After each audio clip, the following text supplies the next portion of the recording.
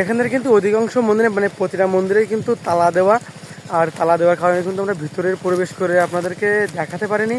তবে আমরা চাইলে ছোটো ছোটো পাঁচিল চাইলেই কিন্তু টপকে ভিতরে ঢুকতে পারতাম, কিন্তু যেহেতু আমরা এখানে স্থানীয় না, আমরা এখানে এসেছি ঘুরতে, আমরা ট্যুরিস্ট হিসাবে এসেছি, সেহেতু এই বিয়াদুবিটা আসলে পাঁচিল টপকে ঢোকা বা তালা দেওয়া থাকতে রেজিস্ট্রেশন দেওয়া থাকতো জোর করে ঢোকা, এই বিষয়টা আমরা নিজের ভিতরে আনি নাই।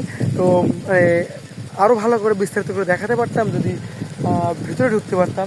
দেখেন মন্দিরের চেহারাগুলো মানে অবস্থানগুলো দেখেন, এই পাশে সেই চিত্রা নদী আর এই পাশে শত শত বছরের পুরাতন সেই শিব মন্দির, বিষ্ণু মন্দির, যেগুলো দেখলে সত্যি অনেক ভালো লাগার মতো এবং ভালো মানে আপনার চাইলে মন ভালো হয়ে যাবে। দেখেন এমন একটা পরিবেশে সুন্দর নদীর তীরে এরকম শান্ত একটা স্রোতবিহীন নদী, ছোট নদী, তার পাশে একটা এরকম গাছ, শীতলযুক্ত গাছ, ছায়াযুক্ত, আর এই নদীতে আসলে সময় কাটানোর মতন একটা অস্থির জায়গা। দেখেন নদীর ভিউটা দেখেন কত সুন্দর, দারুণ।